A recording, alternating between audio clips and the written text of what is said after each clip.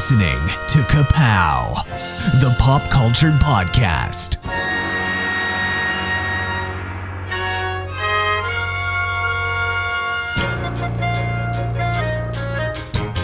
Comics, television, movies, and more.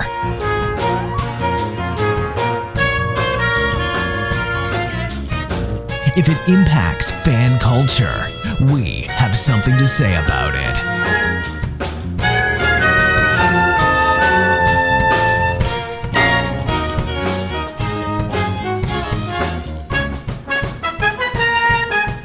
And now, your hosts, Jordan, Cliff, and Seth.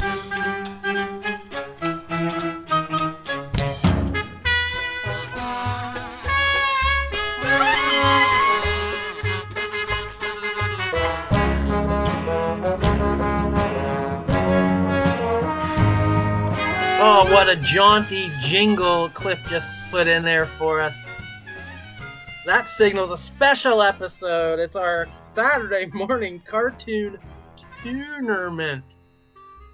Yeah. What is a tunerment? Stick around and find out. Yeah. We're gonna do it. My name is Jordan Lowe. Cliff Barnes. I love when you guys make more work for me. More jingles. Yeah. I love the new Tunerment song. We are Ka-Pow, the pop culture podcast. We love TV. We love nostalgia. We love cartoons. We love weekends. Yes, all of that. So we put that all together into a tunerment where we're going to pick our ideal Saturday morning cartoon lineup. Just like my team's called the Time Sluts.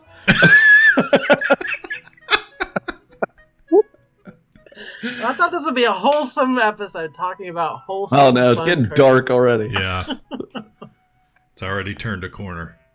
All right, Cliff, this was your idea. Yes. Yes. What are we doing? My baby, right? So, over the last year, we've dedicated a large majority of our episodes to special lists and tournaments and brackets and drafts and all kinds of fun stuff we like to do here. So, I came up with the idea because, hey, I like cartoons. And I have so much nostalgia for those Saturday mornings, waking up and just being excited to see what's on TV and watch my favorite shows. So one of the things I always remembered about getting up there was always a debate because there were certain things you watched on certain channels, and if they weren't on, or if they were on at the same time, what are you going to watch? Type of situation. So that kind of birthed this idea of doing exactly that. We're going to pick a programming lineup for our ideal Saturday morning cartoons. And how we're going to do that is I set forth some rules, real basic rules, I thought. And we're going to do time slots. So we're going to start just 8 a.m. And you can pick a lineup of 30-minute or 1-hour shows to fill those slots 8, 8:30, or 8 to 9, whatever it may be, all the way up to 11 a.m. Because in my memory, that's probably when they ended for the most part. And that gives us several choices to narrow it down, make it a little simpler. And we may have some overlap on our list, but that's okay. So what we're going to do is we're going to include mostly traditional Saturday morning shows from the 70s, the 80s, the 90s, all the way up into the 2000s. And these are basically shows, for the most part, that were Saturday morning cartoons, especially during, we favor the 1980s. But they aired on NBC, ABC, CBS, or Fox in later years. And if you have something PBS-wise that maybe, I didn't look real far into that, but we could throw that in there also. Basically, what we're not including for the most part are what I considered after-school shows. So these were shows that came on after you got home from school or in the afternoon that were mostly syndicated. So, for example, we are concluding them or not? For the most part, we're not. I mean, there are going to be. So we're not. This is a Saturday morning cartoon. Yes, for the most. Okay. There may be an exception that just because that we watched it on Saturday morning only, and that's that type of thing. It was a Saturday morning cartoon for us. But for the most part, yeah, we're separating the weekend morning from the afternoon shows. So that's how that's going to work. Yeah, basically. So the rest of it we'll figure out along the way, I think. So that's the idea. We've all created our own list, filled in our own schedule, and I'm excited. Yeah, I'm excited to see what you guys picked in contrast to maybe what I picked. So, yeah. So, gonna spin the wheel. Ooh, we could do a wheel. That would be fun. How else are you gonna? I'm curious how else you could possibly do it. Let me pull. I didn't have as much trouble with this as I thought I might. I don't have, my memory's not great, so I don't have a ton of instant recall of some of this stuff, but I kind of just made a list and I came up with, I don't know, maybe a dozen right off the bat. And I'm like, okay, let's Google best shows or whatever. And I didn't find much more that I had forgotten. So after eliminating a few and a few that I considered more afternoon shows, and I pretty easily, so. Well, that's good. Yeah, I did the same thing. Like mine came pretty quickly. I did, and I shared you guys most of the lineups for those years from each network, how they were programmed back in the day. So let me see if I can. It looks like Seth's still putting his list together. Oh, this is totally make it up as I go. I know what I watched on Saturday mornings for the most part. Like, I'm just going to go as we go. Okay. Whatever. Yeah, I'm trying to figure out what time some stuff was. Mm-hmm. And I'm having trouble, but. Okay. Can you guys, can you see the wheel? Oh, yeah. Okay. I see the wheel. It's going to land on Cliff like it always does. It's the same old wheel that always goes on Cliff. I don't know why it's 57% Cliff when there's three of us. My idea, my wheel. So, okay. So we'll see who gets to go first here. How we're gonna do it. Like I said, we're gonna start at the 8 a.m. and roll through it. We're gonna everybody's 8 a.m. And then we'll move on to the next slot. So let's spin that sucker. Ooh, the pressure is on, Seth. You are first.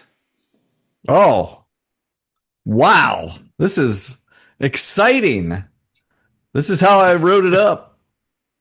This is exactly how we drew it up. One more. Is this a snake? No. Oh, good. Even better. I just get to go fourth. Good. First, fourth. Let's do it. Yeah, nothing's like eliminated we're just giving our own. Right. Oh, it's not? No. This is eliminate. Wow. No. That was the whole thing. We're drafting. We're drafting. Who gets the good ones? If there's not stakes, what are we doing? You get to pick that. You're going by time slot. You pick whatever the best show in that time slot. You get it. It's yours. Nobody else can have it. You didn't read That's not what rules. A Toonerment is. I've never had a Toonerment. I coined the term. I think I know what a Toonerment is. No, but seriously, we're drafting here. You're drafting the cartoons and whoever gets to. If that is not what that is, you guys are nuts. We talked about cartoons before. This is not these cartoons. These are not always bull crap. I've told these stories before. No. Why would you not want to do it like that? Why would you want to be like, no, we all get that same cartoon? Whatever. We're going to be able to fill up these slots, have three complete different lineups, and people are going to say who has the best lineup. Right. Well, we're going to have way too much overlap if we're not getting to eliminate. I don't think we will. Nah, I think you're. This sounds like you sure want to have my cartoons.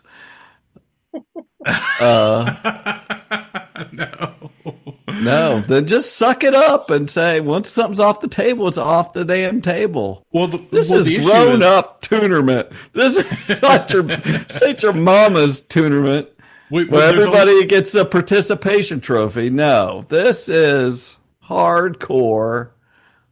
Well, the problem with that is there's only what? At the most 6 spots, and that's why I said you can pick a 30-minute show or you can pick an hour show to fill in the slots. So if you pick an hour, that's your hour.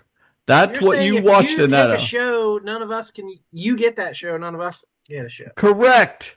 You have to watch something else that time. I have 6 shows. I came here with 6 shows. He sent us a list of 1 billion shows. You got to pick the next best show in that slot that's available. You don't have to do it. You can pick in any order. You can pick if there's something that you want really bad. Pick it. Say I got to have this at 9:00. Because I know people want it. Well, luckily, I don't think anybody else likes the shows I like, so maybe that'll just. I think you'll still be able to find something. Yeah, you'll have stuff we didn't watch. I thought you were saying we would only pick 6 shows. Out. Yeah, like total. There would be the 3 of us, and we're only picking 6 slots. No. I'm saying you can't double up. You can't double up. Okay. Right. I'm okay. Once I pick this cartoon, you can't have it. I'm okay with we can't double up. Yeah. Yeah. I don't know why you thought I was saying anything else, but okay. Yeah, I thought we were coming up with one KPP list that we had to fight and a veto. No. Right. Wow. I'm sorry. I'm sorry. Where I come from, the Toonerments run differently. Yes. It's like, look it up. Everybody's got, it's like Uno. It's Uno. Don't you have a Dorktionary there? Look up Toonerment in your Dorktionary. It says it right in there. I feel like we just had the Uno argument where everybody plays by different rules, and then when you try to play with somebody else's family, everybody God, don't even start. I didn't want to know what other Uno rules there are. All right. Seth won the roll. He won the spin. He gets 8 a.m. That is your 8 a.m. show. I'm taking at 7 a.m. This is another twist to the whole Toonerment. I'm going to go ahead and start off with how my Saturday mornings rolled. I set my damn alarm for 6:59. You couldn't drag my ass out of bed Monday through Friday. We can say it's on at 8:00. That's the beauty of the Toonerment. No, you sent us a schedule. It's not what time it aired on in I 1984. did. Why? No, it should be. It's 8 a.m. This is the show you're watching. Oh, fine. I'll allow you that much, I guess. But it's an increased difficulty if you have to watch something else at 9:00 than what you really wanted to. Anyway, I'm trying to stick to where I watched it. But I set my alarm for 6:59. You couldn't get me up for church. You couldn't get me up for school. It was Saturday morning in the late 70s and early 80s. I was getting up early. But yeah, I got up a little earlier and a little later on there for some G.I. Joe. I'd get out there in my tan bean bag, and I would plop down there in front of the TV stand with our sweet 19-inch Zenith color TV. Oh, Zenith was the best brand. And it was on a little turny table that you could... This wasn't a floor model. We had it up on a stand so you could turn it and aim it at the kitchen table also. Because this was the 80s. Baby, you watched TV when you ate dinner. Yeah. Anyway, I would sit down there and watch G.I. Joe. A lot of zapping of Energons. I didn't know that at the time, but yeah, we did know what was happening. That would come later. And so G.I. Joe, that was your that's how you start off your day. You're just hitting it. I did. No build up to in real life. That's when it happened. That's when it happened to me. My life was a Toonerment. I was like, bring it on. It was immediately people were killing each other or trying. They were shooting each other. They jumped out of the planes with parachutes. Every time. So this began a little bit of a discussion. This was a syndicated show that I remember as being 5 days a week after school. But you're saying it aired on Saturday mornings as well. I don't have a real strong memory. Probably first on Saturday mornings, I believe. Yeah, I'm the same way, Jordan. That was my memory for the what was after school G.I. Joe. However, I do remember the first time watching G.I. Joe the movie in its entirety was it aired on Fox for me, and it was on a Saturday morning. Like, it was on a whole 2-hour block, and they showed. I was so excited to be able to, because I didn't know any better of what was to come. But yeah, I remember watching the movie on a Saturday morning. Yeah, I mean, I never watched it in the afternoon. Like, I was done with G.I. Joe cartoon by the time it was ever shown in the afternoon. I think, like, I was older than you guys. Sure. Okay, so I will go next in this, and 8 a.m. was pretty much, that was early for me. Especially as I got a little older. Like, 8 a.m. was Saturday, man. I was excited about cartoons, but that was as early as I was going to get up to watch cartoons. So I'd been up for an hour, Cliff. Yeah. I'd been up for an hour. I'd already had my cereal. I was ready to watch exactly what I think I know what you were watching here this time. Well, yeah, so 8 a.m. was kind of when I got up, usually the first thing that was on that in my mind, start out your Saturday morning, was Disney's The Gummy Bears, The Adventures of the Gummy Bears.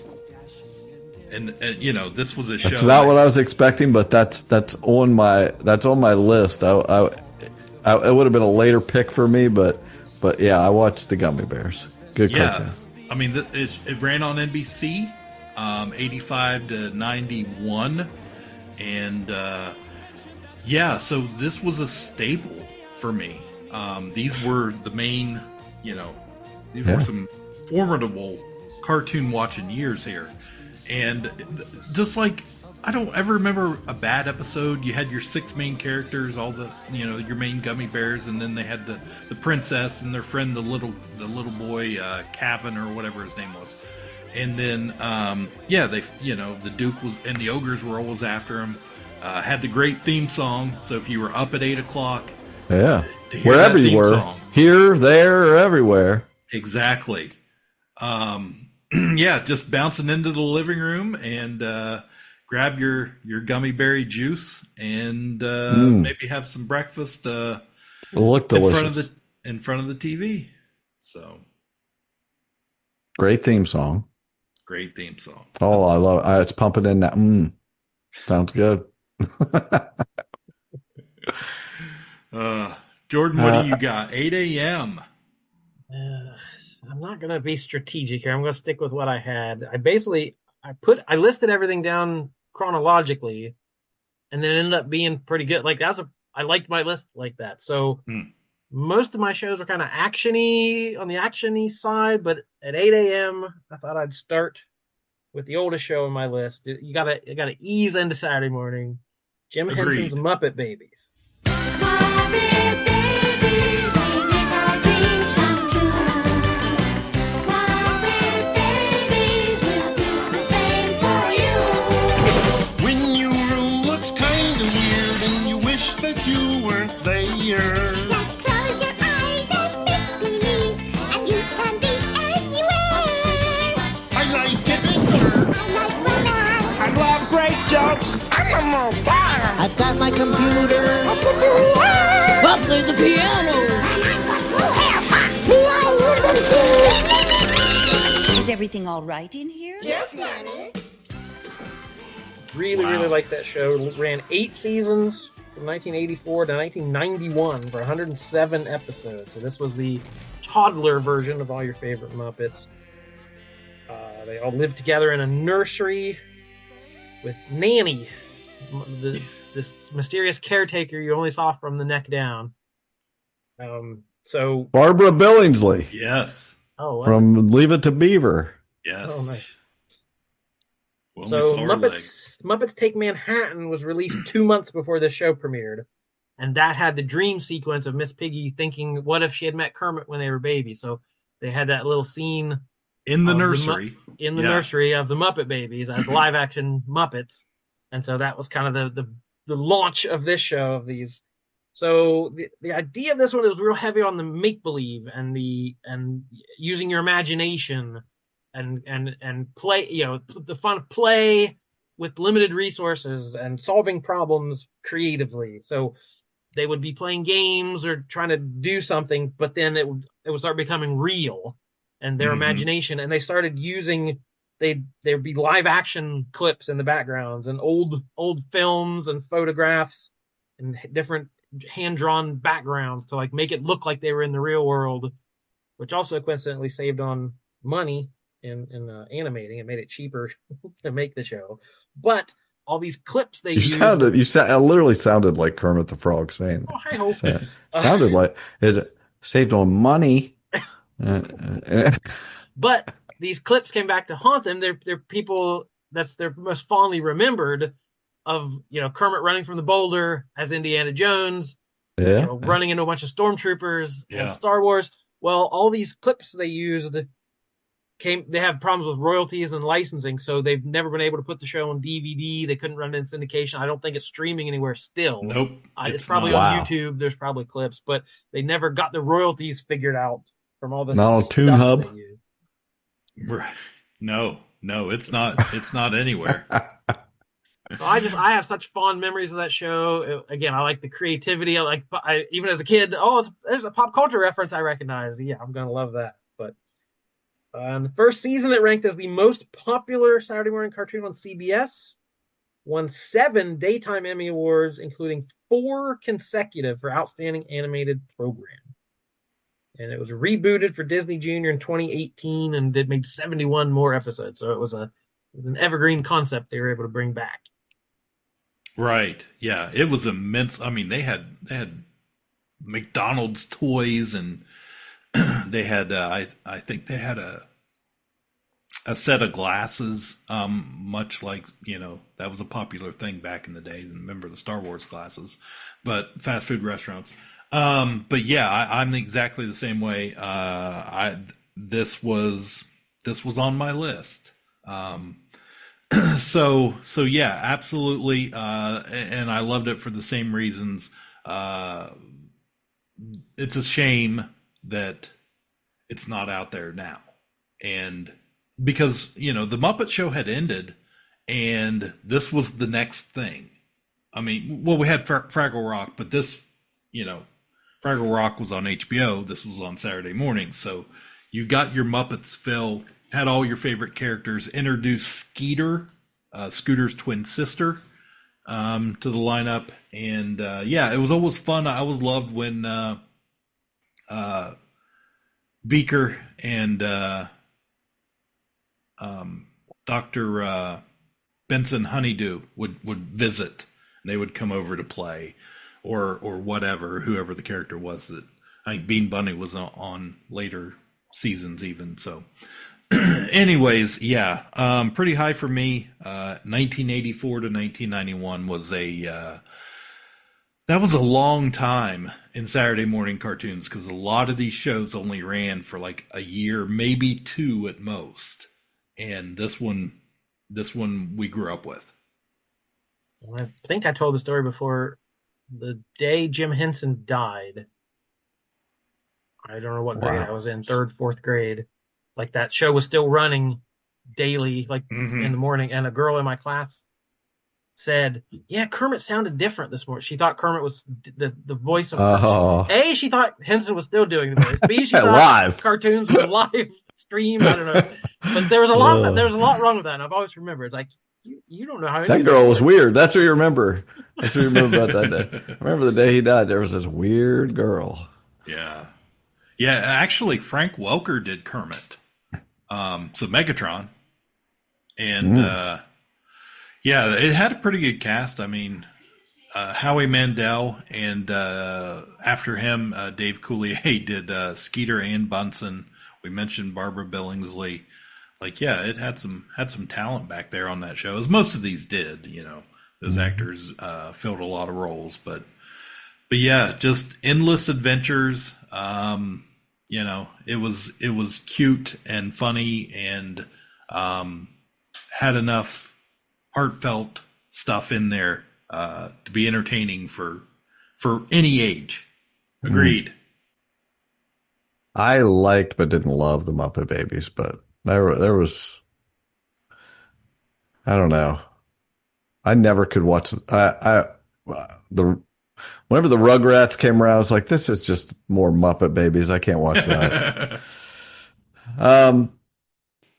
So now it's my turn. I'm kind of rolling I watched something after G.I. Joe, but then the next big happenings in the 8 o'clock hour was just like sink your teeth into some quality cartoon here with the Super Friends. Superman, Wonder Woman, Batman and Robin, Aquaman, Black Vulcan, Samurai, Apache Chief. Together they form the world's greatest force of good ever assembled, dedicated to truth, peace, and justice for all mankind. These are the Super Friends.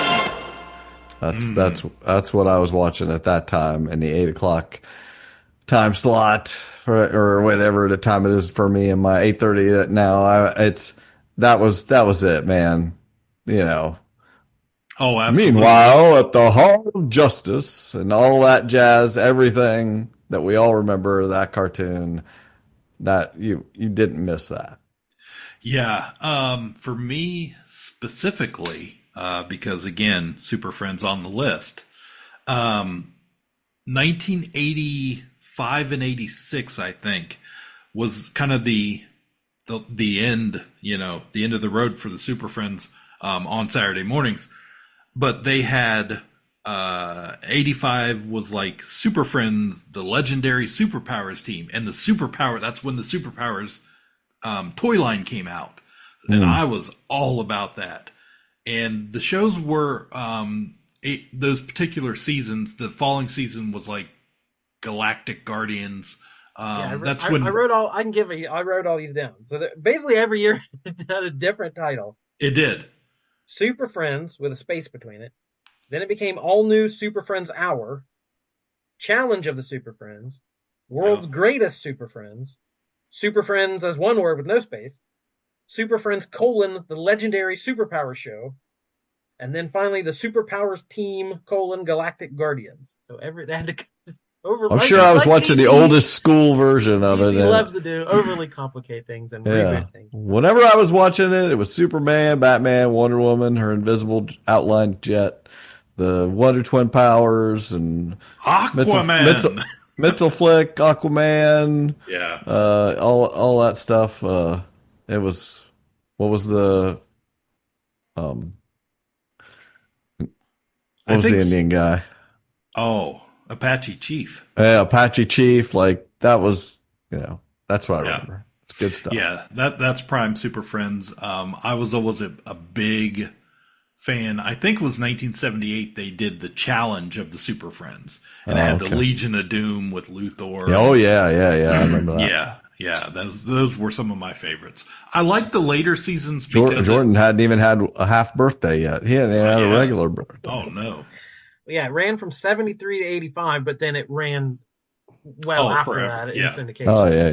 Oh yeah. Any of these didn't necessarily have to have more than a couple seasons. It just ran. All right, Jordan, who's next? I'm next. So you guys kind of sniped my list here, and you started with gummy bears. Yes. Was there a big fear that we were going to steal? No. It was going to be Gummy Bears and then followed by the Muppet Babies, right? I mean, man. Yeah. That solid easing in. Nice. Yeah. Like barely your eyes are, and the crust around your eyes hasn't even totally, you can't get both eyes open. All ages friendly. Yeah. And also all genders. So, Yeah. didn't matter. So I would have to, I think I'm going to slot in here, one that I didn't have on my main list, because 8:30 seems like a really good slot for Alvin and the Chipmunks.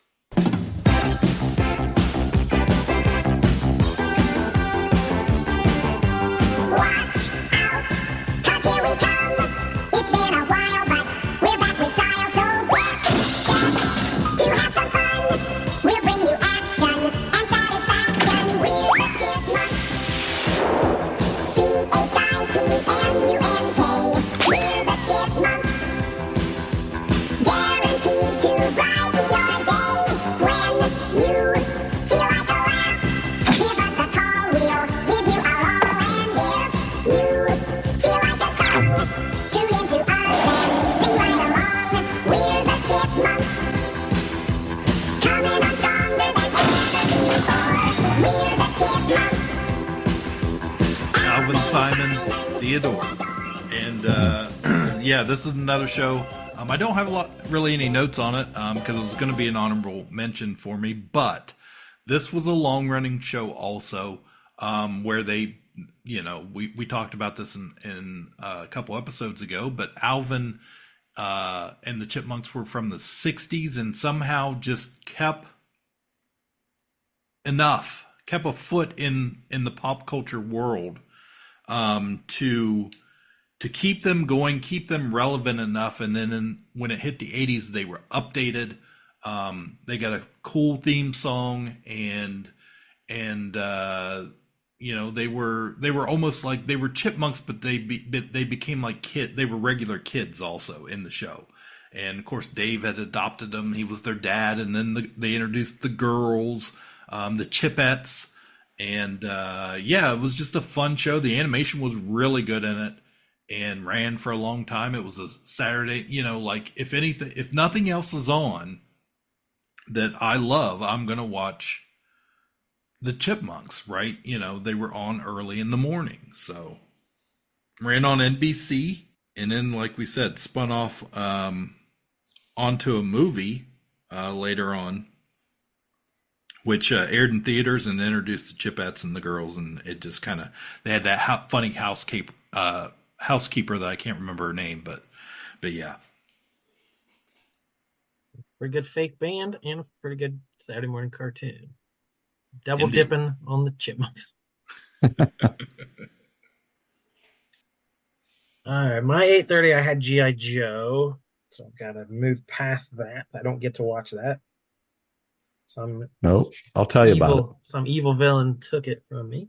So I'll go, I had it 9, I'll move it to 8:30. I'll go with The Real Ghostbusters. Oh, nice. This was on ABC from 1986 to 91, 7 seasons, 140 episodes. So this is a spin-off and or a sequel to the original movie.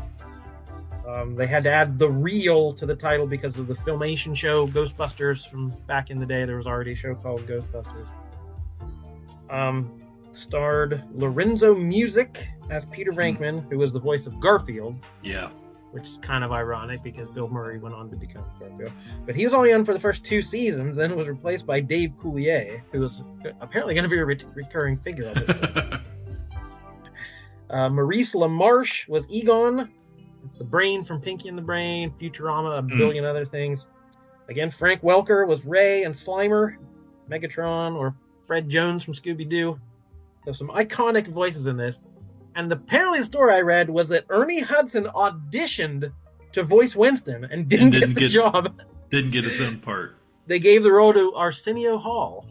Yeah. So Arsenio Hall was a better Winston than Winston. Than Winston. Crazy. Wow. So this one, I haven't watched. I watched the pilot on YouTube last night just to kind of refamiliarize myself, but I haven't gone back and watched it. But it still has fans. It was acclaimed. They thought the writing was good. One of the head writers was J. Michael Straczynski, who was kind of in charge of the writer's room and wrote 21 episodes. So that's he's done a ton of comics and Babylon 5. But the show was really tinkered with by executives. They kept pushing to make Slimer the star of the show, make it more kid friendly. Have Slimer do more silly stuff. So I have a feeling it was good, but it could have been better. Yeah. They changed the name there, right? To eventually. In the middle of the run, they changed it to Slimer and the Ghostbusters. They made it an hour and did just the Slimer specials or whatever. But I'm gonna go with the prime half-hour show. They did a sequel called Extreme Ghostbusters in the 90s that ran for 40 episodes. I don't remember anything about that. It was not good. I'm not the biggest fan of this movie. I remember seeing it as a kid. I think we had taped it off TV or something, so I know I'd seen the edited, clean version of it. But it wasn't my favorite movie. But something about this, I love this cartoon. And I collected toys like we all did. I had everything Ghostbusters. I loved I didn't have all the G.I. Joes. I had 2 Transformers. I had every Ghostbusters figure. I had the Firehouse playset. I had the Ecto-1 car. I had the helicopter, and I had all the role playing stuff. I had the proton pack and the trap that you rolled out and stomped on. I had the PKE meter.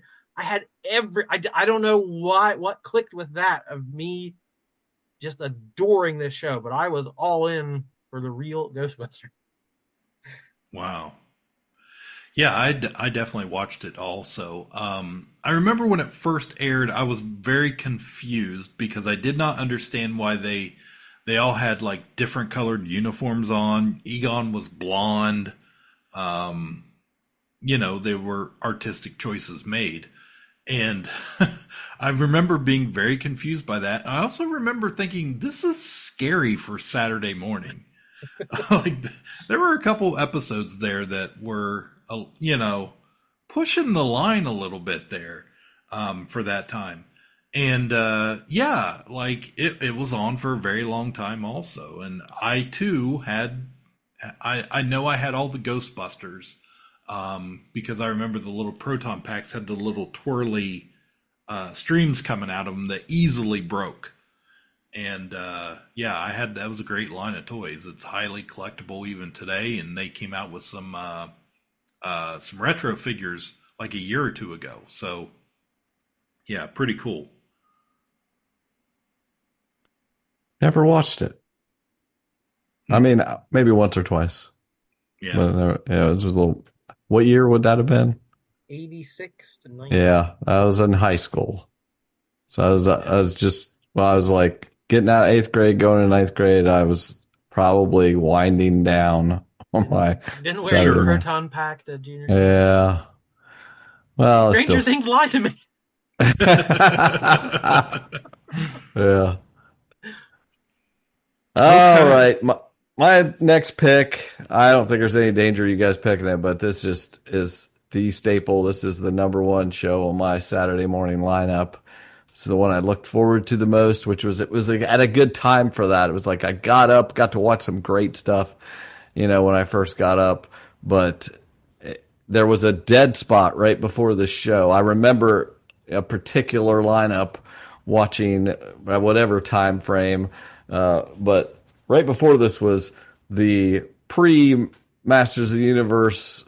The before Masters of the Universe, there was a much worse show called Thundar the Barbarian that I hated because I had to suffer through it to get to my show, which was Dungeons and Dragons. Hey, look! The Dungeons and Dragons ride!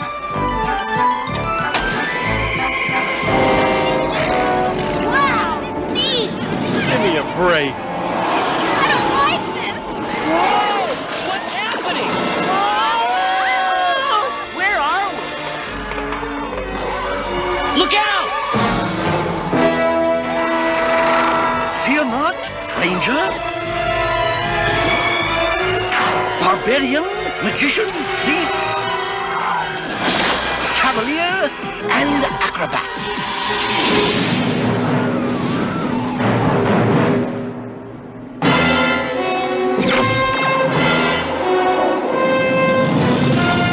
Who was that?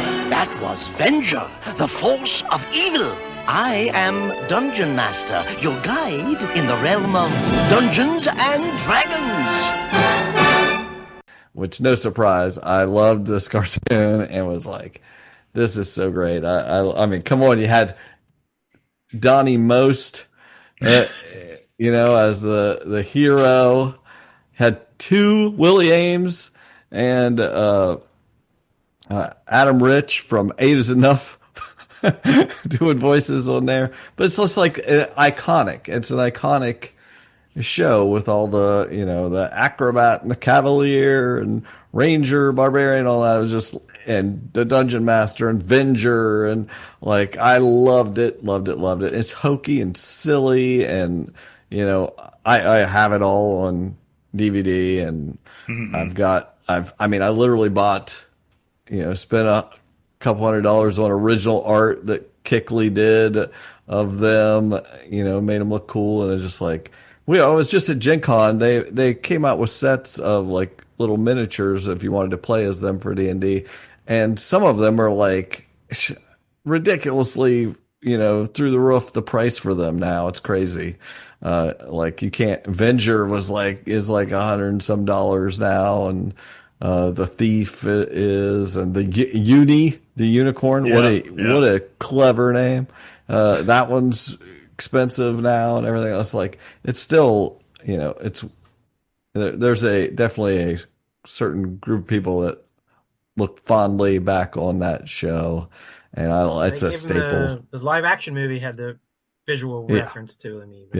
I mean, we loved it. It's, it's just, they did it so well. They still made it kiddie. It is very, childish and silly, and a lot of jokes. Ralph Mouth's voice making a lot of jokes.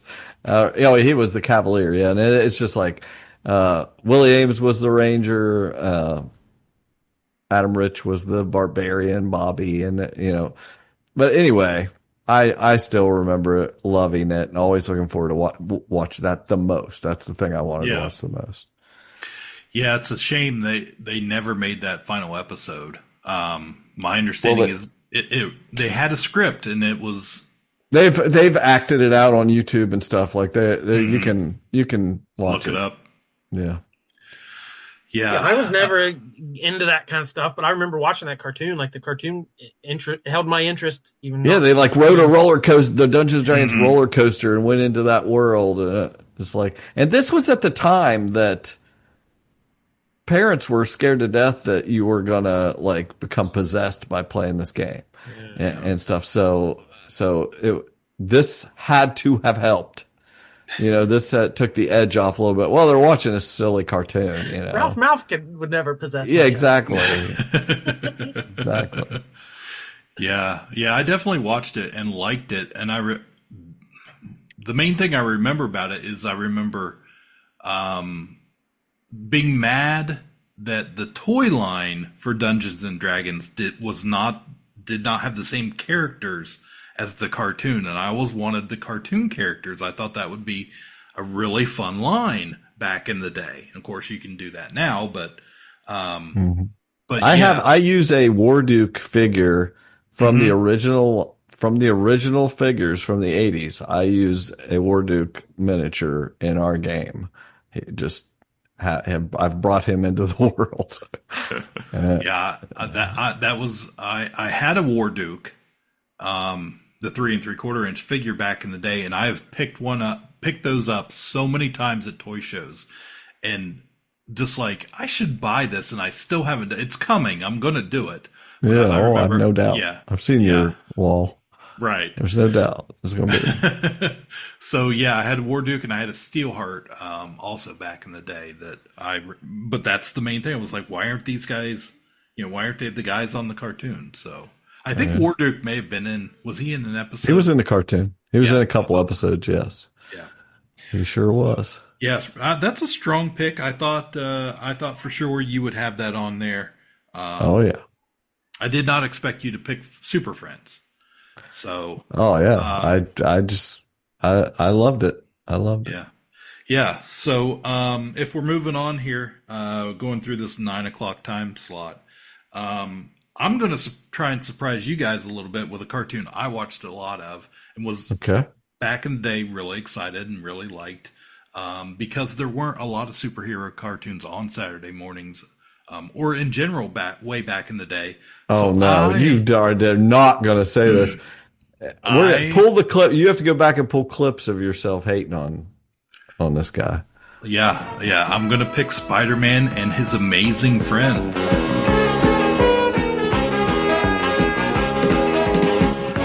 Spider-Man and His Amazing Friends. Iceman and Firestar. He literally hates Spider-Man. But well, here's the origin story. Maybe we'll learn more about his show. Why did you hate this? Why did you watch this and then learn to hate Spider-Man? Well, you may not be surprised that my favorite character on the show was Iceman, and I really liked him. I thought he was super cool. Oh, you're totally an Iceman guy. You're a Bobby. Yes. That's also a Bobby. Yeah, also a Bobby. I thought you were going to say Miss Lion. I have fond memories of this, and anytime if I could catch it on, I was really excited to watch this show on a Saturday morning, and of course it was 81 to what 83. a strange team to look back at. Why this trio? Who decided this? So obviously, Jordan, help me out. What? I would like to know that myself. That is a strange choice. Because Firestar was invented for the show. She wasn't like a Marvel character they just plucked out of the... Right. It's crazy. Yeah. It's really weird to me. And of course, Iceman was from the X-Men. Yeah. So it was, but I think it was worked all teenagers. And that it was kind of the first Marvel show to introduce like a team of superheroes. That's kind of why it stood out, I think. And of course, Stan Lee did the narration on it, which was great. And I didn't know who Stan Lee was back then. I didn't read Marvel comics, or I knew Spider-Man, but that's why I thought Iceman was so cool, because he was. I knew enough of Spider-Man that I didn't read Marvel comics. That's for sure. Wow. But yeah, you had your three main heroes. It introduced, I think it was the first appearance of the X-Men in a cartoon. Captain America was in an episode. And he was. It was, the episodes themselves at times could be a little silly, very Saturday morning, but so was Super Friends. And yeah, I was just really excited when that show came on, and Stan Lee's voice and cool teenager superheroes fighting villains and stuff. Yeah, it's a great Saturday morning show. I can't argue with you. That would have been one of my later picks to fill in maybe my last slot or two. I definitely, I like that show. So it was well done. It was very well done. Yeah. We were starving for a Marvel cartoon at the time, and like that. They had done that Fantastic Four and some like Captain America, where they just took still back drawings, in the 60s, so it wasn't the original, it wasn't the first animation out of Marvel, but it was leaps and bounds ahead of what it started with. So much better.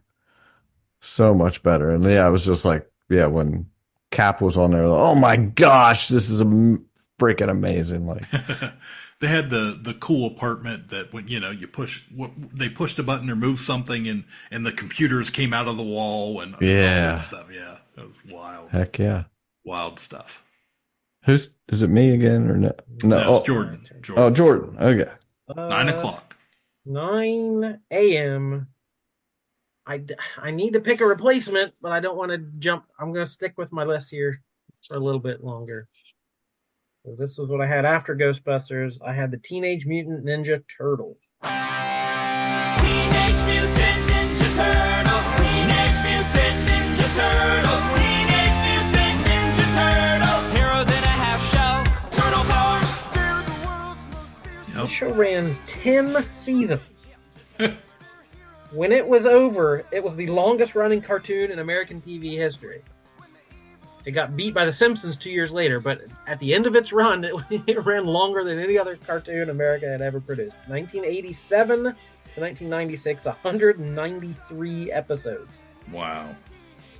That's a lot of Saturday mornings. I've seen a couple of, like, there's a Turtles documentary online. There's the Toys That Made Us. So I've seen these stories before, but it's still shocking. At the time the show was developed, there were only 11 issues out of Eastman and Laird's original Mirage book. They had published 11 issues of a gritty black and white, violent comic book.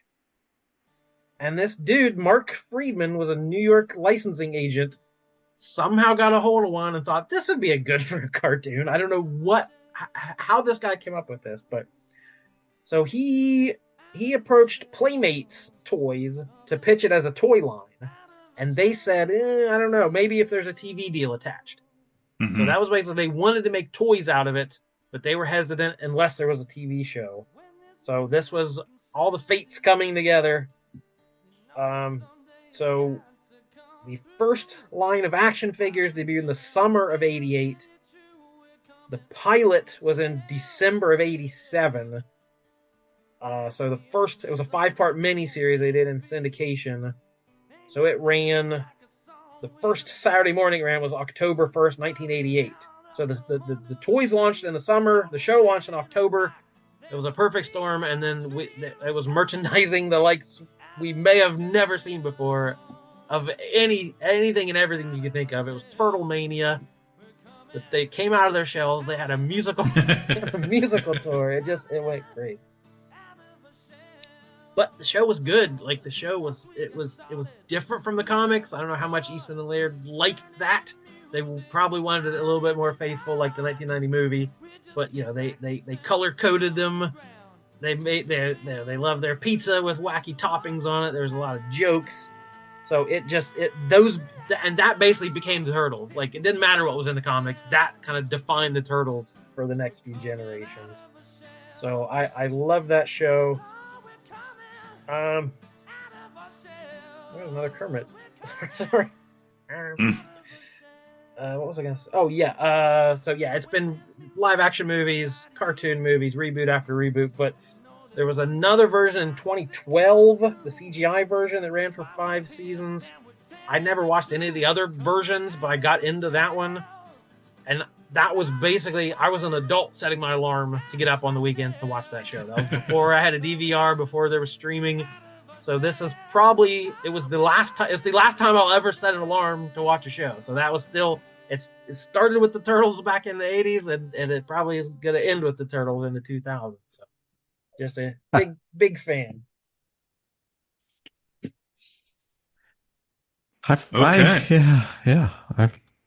What year did they start? What year did you say they started? 88. Yeah, that was post my Saturday mornings, but yeah, this was I remember this being on Saturday mornings, but I mostly watched it before school, so it must have ran in syndication, in the early morning or whatever. But yeah, I was on Saturday for a long time. Obviously a staple. There's a huge amount to this day, a lot of Turtle fans out there that have stuck with it all these years. I saw all the voice actors at that convention. Yes. Packed room for a Q&A for this old cartoon. They had turtle power. So, yeah, that's real solid. Good pick. Glad you picked it. And I didn't have to. So, moving on, we're down. We're like halfway through, guys. We're at 9:30 a.m. So I imagine by this time we've had our breakfast. I'm probably chilling out in front of the TV, possibly in my G.I. Joe sleeping bag that I got for Christmas in 1984. Had Flint on it, and that was prime cartoon time. 9:30 a.m. It's we're woke up. And what are we watching here? After all that setup, I want to say that actually this cartoon I watched right after G.I. Joe. But I figured I could wait a minute to pick it because I'm not like a severely attached to this cartoon, but it was right after, 7:30 for me. Sandwiched between G.I. Joe and Super Friends was Transformers. And I'm not even a Transformers guy, but I watched that cartoon and enjoyed it. It was all part of that world. Yeah. Did you have that one on your list, Cliff? I wondered. I did not, no. Okay. I didn't either. So, yeah. Yeah. Zach is the biggest Transformers fan here. He loves Transformers. I just, that's what I watched. And I watched I watched it all the time too. Yeah. That's when I watched it. Was Saturday morning at 7:30. It's like, oh, okay, yeah. I like G.I. Joe better, but this is still, it still felt exactly like that cartoon. I mean, it still felt that like the sameness of it. It's just like I just wasn't buying this toys. I strictly bought G.I. Joe, and I don't think I ever owned a Transformer. But I enjoyed the cartoon. It was, pretty good. Yeah, I did too. I could still hear that dun-dun-dun-dun, like that inner when they would go to commercial or something. The Transformers will be back or return or whatever it said.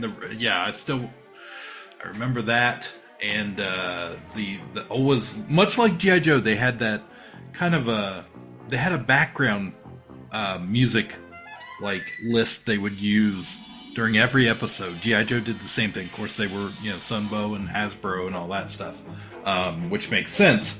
But yeah, very much like G.I. Joe, it kind of had a running storyline from season to season. They would introduce new characters. I've talked about it before. My parents took me to see Transformers the movie, and I hated it. I hated that all the Transformers got killed and Optimus died. Spoilers. And I did not understand why they would do that. And I was like, I don't like Transformers anymore because I really liked them the first couple seasons, and then yeah. But I still watched it. So yeah, Transformers. Guys, we're not a lot of cartoons that girls or sisters would watch so far. Yeah, they weren't up that early. And the thing is, in my house, there was first come, first serve. Mm-hmm. And I put that freaking beanbag right in front of the TV and got my Lucky Charms or my Fruity Pebbles, and I got right there and you watched that lazy Susan into place that held the TV. There was no. I will get to where the siblings get involved here. I haven't got to one of those cartoons. This was still me time. Those first four cartoons.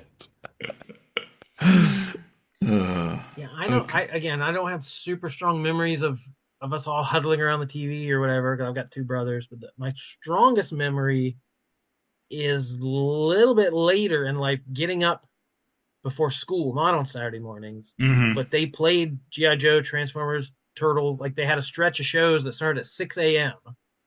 that I wanted to get up and watch. And Justin had to be up to go to high school because the high school bus was an hour ride. So he had to be up at 6 a.m. And I just got up at 6 a.m. and he would be mad at me every day. It's like, why are you up? You don't have to be up. Why are you up?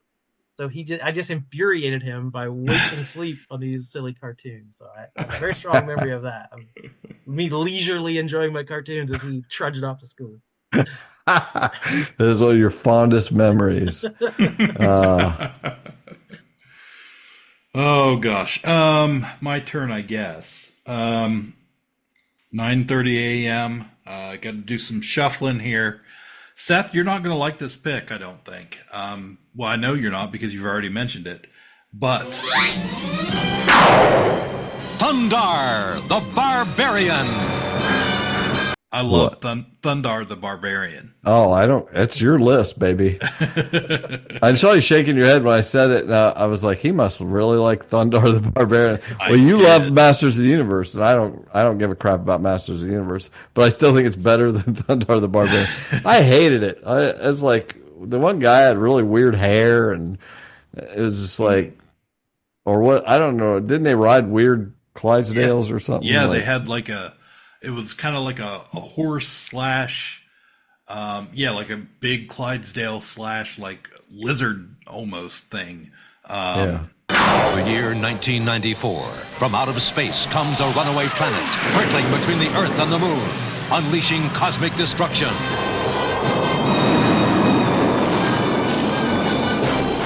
Man's civilization is cast in ruin. 2,000 years later, Earth is reborn. A strange new world rises from the old. A world of savagery, super science, and sorcery.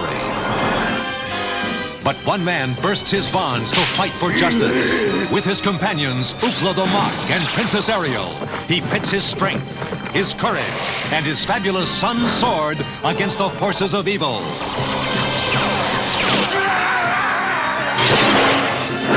He is Thundar, the Barbarian. But yeah, Thundar the Barbarian was, I think, in 80. I think it ran like 81 to 82, something like that, or 80 to 81 maybe. NBC. It ran. It felt like. I mean, I think it was there more than that. It felt like longer. It ran reruns for years to come, because in 1980 and 81, I wasn't old enough. I saw it later. Right. But yeah, this was a show I got really excited about because it was a little bit Star Wars, and it was a little bit Masters of the Universe, right? It was a very Masters of the Universe. But he was like a slave or whatever. So it was like they couldn't he was an escaped slave. They couldn't say after nuclear war. It was post-apocalyptic, yeah. Yes, it was, but it was like after a natural disaster had wrecked the earth or whatever. And this is around the time of the day after, so we're not going to say the day after. What now? Go watch Thundar the Barbarian. See what happened next. So yeah, exactly. So yeah, the scene. You guys remember the day after? You know what I'm talking about? I didn't get your reaction. I know the story. I mean, yeah, I don't remember the very famous TV movie. Supposed to be the day after nuclear bomb or whatever. Say I don't remember the show, but yeah, if it was a movie. But anyways, yeah, that's what it was. It was, the cities were wrecked, and we had a barbarian guy who looked a lot like He-Man, but he had a light sword, like he was Luke first. did. He's pre-man. He's pre-man. Yeah.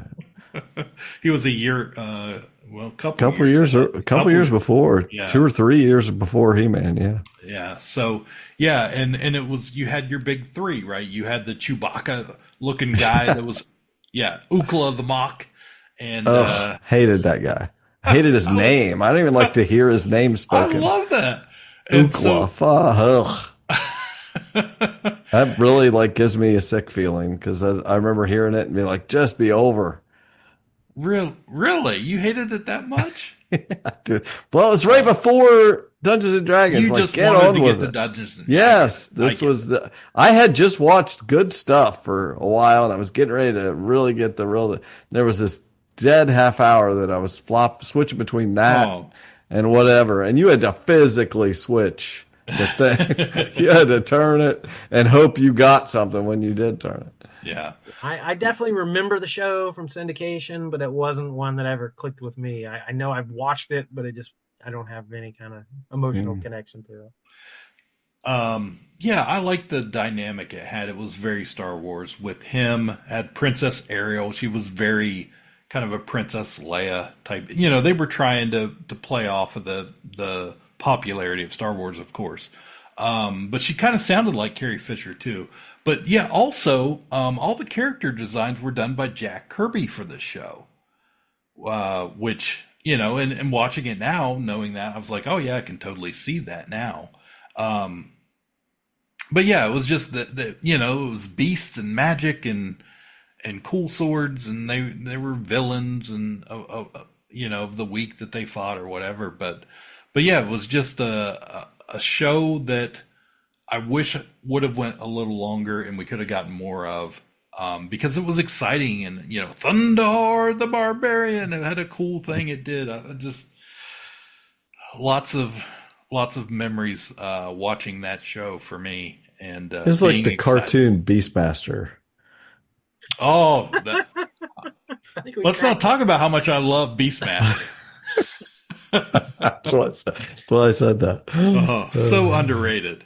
But also, it was a Hanna-Barbera show, so I liked a lot of those Hanna-Barbera shows, those classic, the Herculoids and all that. That was a staple for me, so yeah.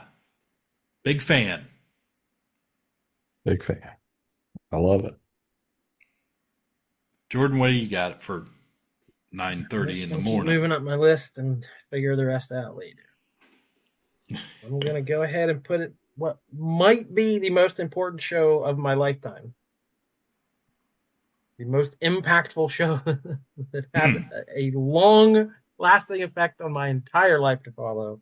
X-Men, the animated series. Previously on X-Men.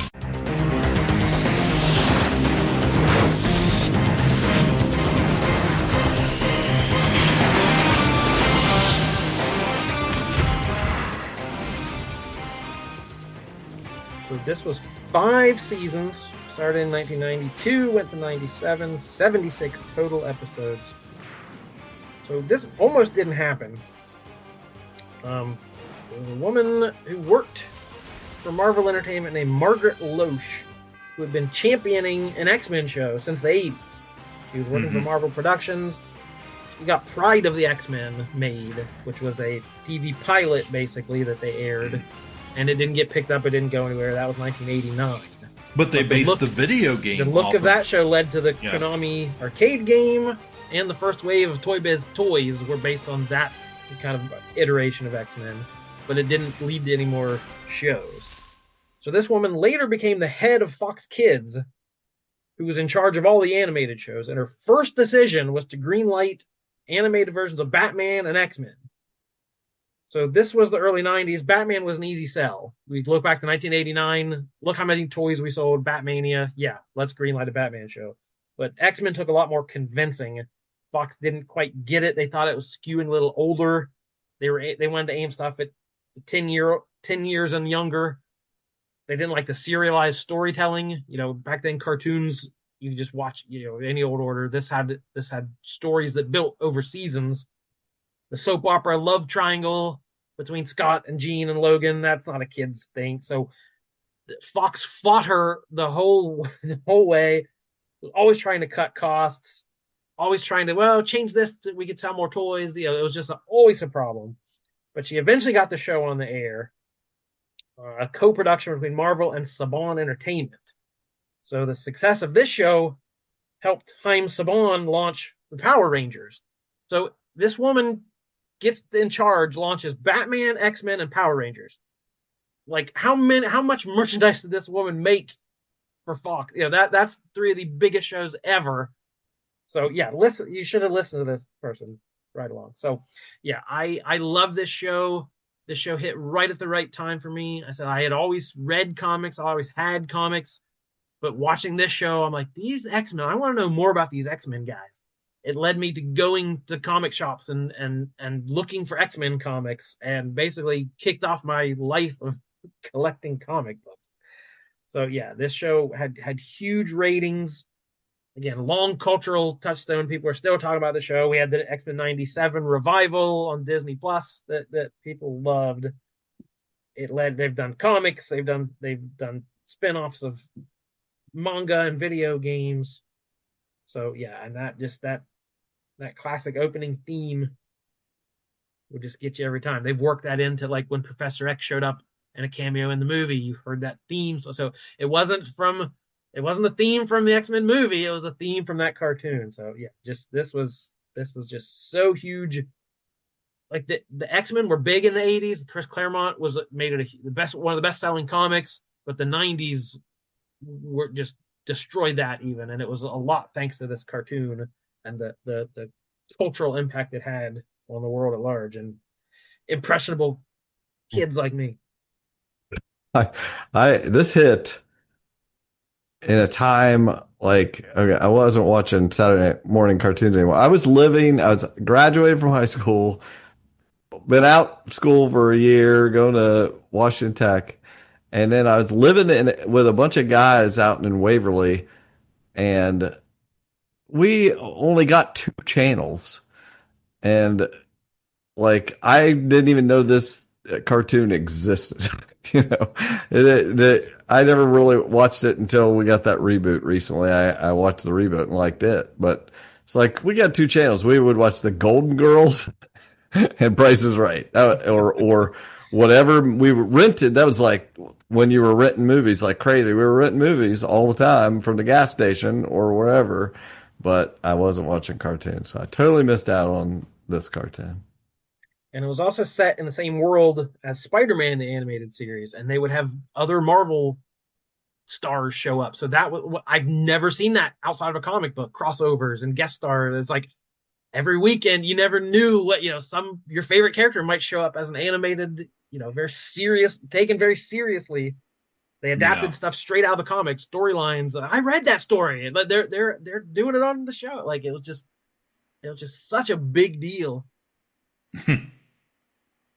Yeah, I watched those. I wasn't really watching cartoons per se on Saturday mornings anymore. By that point, it was like junior high. But I remember running across at some point X-Men early on and thinking, "Wow, this is really good." And I didn't know. My basic knowledge of the X-Men to that point, was pretty very, very limited, other than knowing who some of the characters were, playing the video game, that type of stuff. And then this show came on, and there was a whole great stories from the comics that I had no idea existed. So I was into it and watched probably most of these episodes on the original run.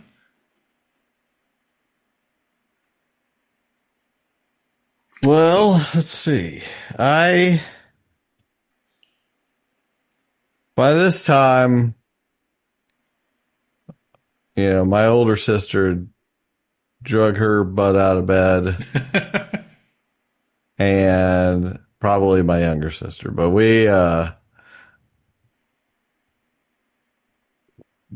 the one show that my older sister and I watched together, and we both really liked, and I wasn't worried about you guys picking it, but we both really liked this. It only ran for a couple seasons. I think there was only a total of 24 episodes, I think, but 24 episodes is they ran that for years and years. Yeah. And I didn't know. There could have been 100 episodes as far as I know. But it was a collection of all these characters, just tons of cartoon characters on one show. And it was a fun, competition / funny. And it was the Laugh Olympics. Oh, yeah. Heavens to hilarity! This is it, sports fans, participants even. Television's greatest array of stars, Laugh Olympics, presents the round-the-world triple team competition between the Yogi Yahooies, the Scooby-Doobies, and the really Rottens. The players are on the field, in the stadium even, so let's get on with it! Laugh Olympics! So we would watch that. Were you team? Which team were you? No, that was a big contention there. That we each had a team. Yeah. I know what me and Christy's were. I feel like if Jill was watching, we probably gave her the really Rottens, just so that's all that was left. But I had the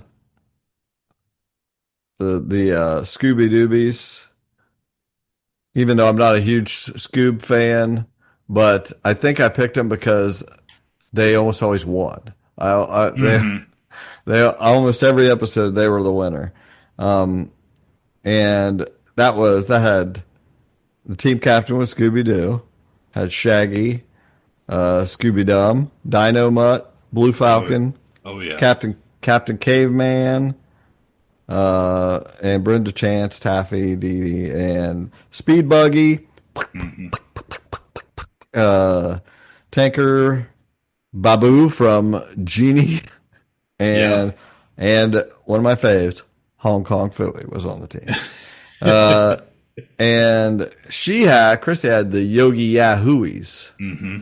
Okay, now that's all your Hanna-Barbera, other, those older ones. Yogi Boo Boo, Cindy, Huckleberry Hound, Mr. Jinx, Quick Draw McGraw, all Grape Ape, all those, Yeah. They were all good too. They were good, fun characters. Mm-hmm. They just didn't win as much. Mm-hmm. And then the really rottens were Mumbly and all the Daltons, Dastardly Dalton, Mr. Creeply, and all those people. It's just all the a lot of that stuff. It was good, and even they would win sometimes, is the way I remember it. But yeah, it's great. They would just race. They were always racing or whatever. It's like the Great Race or something. Yeah. And some sort is the Laugh Olympics, LAFF, and I remember loving it. We would just cheer them on as we watched it, and that is one of my faves of Saturday morning. Do you know when that ran originally? Yeah, that's late 70s. This is 78, 79. Yeah, I watched reruns of this show. For me, it was a Saturday morning show, but it was on the USA Network, the Cartoon Express, for a long time. And when I ran across it, I was always really excited because I love the concept. Man, you saying that, I would have never been able to come up with Cartoon Express, but when you said Cartoon Express. Once he said it, I immediately was like, "Oh my gosh, that was something." That's in my head. I also was a huge Scooby Dooby. That was my team. So the Yogis were cool. I liked them. I watched a lot of those old cartoons too. But yeah, never in any hurry. Yogi does not get in a hurry. True. It's like, I need some urgency. I'm trying to win a race here. I'd written that down in case anybody mentioned it. Was the USA Cartoon Express. If you don't know what that was, it was basically the first cable block of all cartoons. Like, this was a decade before Cartoon Network or Nicktoons or 1982. What time? 1982 to 1996, and they would just block out every day. There'd be a block of cartoons on there. I'm not sure when. Exactly. I was curious what time of day. I want to say, fuzzy memory. I want to say it ran till noon, because I want to say at noon, like, WWF wrestling came on.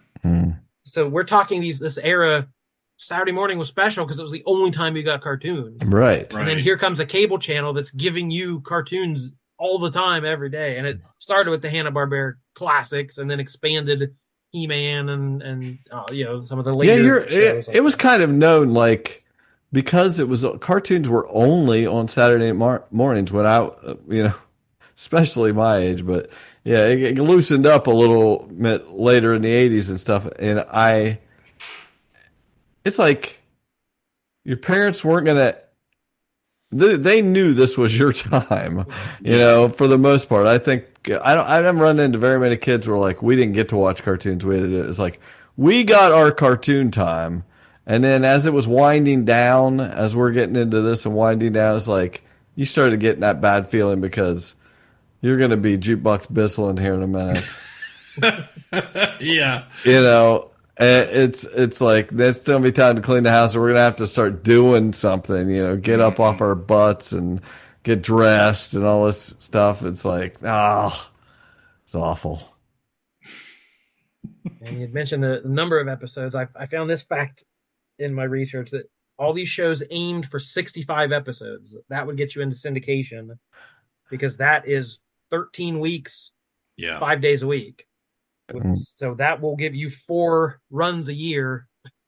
You can rerun the same show, 5 days a week. As long as you had 65 episodes, you could get into syndication. That's where you made your money. So I found that math interesting.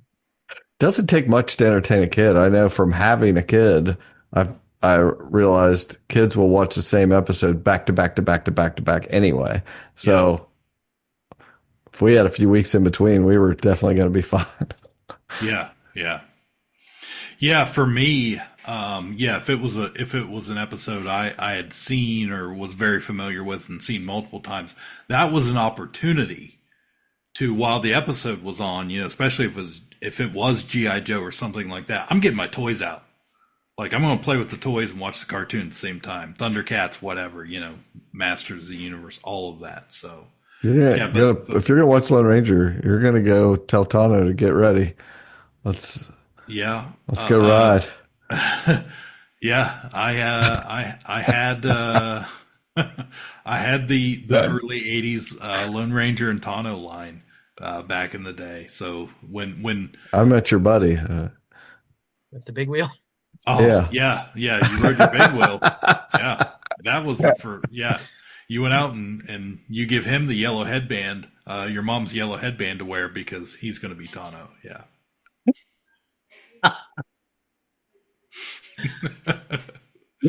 All right, Cliff, what That's is your... We're at 10 a.m.? 10 a.m. Originally had it at 10:30, but we're going to move it up a spot here because it is deserving of a prime time Saturday morning slot in Garfield and Friends. Someone didn't get any food. Pookie is a teddy bear. I'm not going to feed a useless, unreal creature with no brain. You feed Odie. So the Friends being, the U.S. Acres gang during this run ran 88 to 90. Oh, it's Dick and Farm. Oh my God. I remember that farm. Yeah.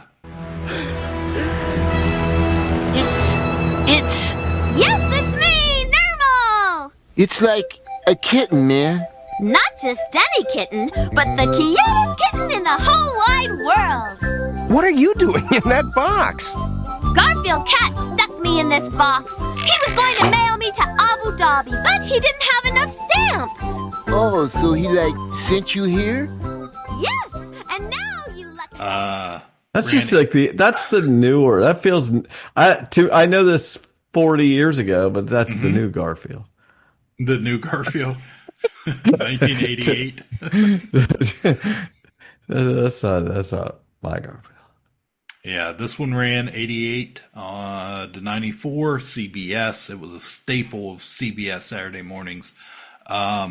This was my Garfield, I guess. So, yeah, it had all your classic comic strip characters, John and Odie and Garfield. And I feel like I should look and see maybe there was not a Garfield cartoon before that, but it was there was the craze before that was like all the Garfield, just like the little rectangular books of strips that I had, most of those. I'm sure I always was carrying one around, one of those rectangle Garfield books, reading those, and there wasn't any farm animals in it. So I was really thrown with that cartoon. They had to fill some time. Yeah, there was only so much Jim Davis content out there probably at this point. So it was the classic Garfield, his adventures eating lasagna. I loved the holiday specials that came during this time period that I still watch on Christmas and Thanksgiving and Halloween to this day. And yeah, it was just, sarcastic humor with Garfield and slapstick stuff. Better Thanksgiving episode than you would think, apparently. That's true. That's true. So, yeah, and then you had the U.S. Acres gang, which was like Orson Pig, Wade Duck, that bunch. And those, again, Frank Welker did some voices on that. And yeah, it was just, I don't know, it was late 80s, early 90s, probably as smart humor as we got with cartoons at that time. And it was a show that everybody could watch. You didn't have to, it didn't have to just be boys or just girls. It was everybody loved Garfield, and it was he was super popular with lots of merch and phones and it was just, there's a reason why it was on for so long. Yeah, this was in my honorable mentions. Couldn't quite make it up to the top of the list, but yeah, I remember really enjoying this show, and I have a feeling it's critics still, like it or has strong nostalgia. So I'm not a big Garfield fan. I never liked him too much in the comic strips or whatever, but yeah, the show was pretty excellent. Okay. Yeah, that's pretty much all I have on it. It was just a show I watched a lot. It was on for a long time, and I was always entertained by it, and just, I was not a Garfield fan before the show. He was my introduction, and really, after seeing some of the crappy, shitty movies they've made in recent years of Garfield, it's like, this is this is as good as it gets outside of the comic strips. This is the go-to. So, anyways, moving on. Here at the end of our list, our last time slot. This is the 10:30. So Jordan's still sorry, Jordan hasn't picked. Let me pick for you. Yeah, so I'm gonna slot in one that was in my honorable mentions to make up for one I lost, and I'm glad I do. I'm glad I get to do it because this was an important show to me, and it's sticking to my time. I'm still going in chronological order. My whole list is still chronological, so I'm glad for that too. This was 1993. I was getting too old for cartoons. This was junior high era, but I loved Animaniacs. Wacko, you can wager all or part of your money. I'll blow the wad. All right then. In the category of the United States, the answer is the names of all 50 states and their capitals. Okay.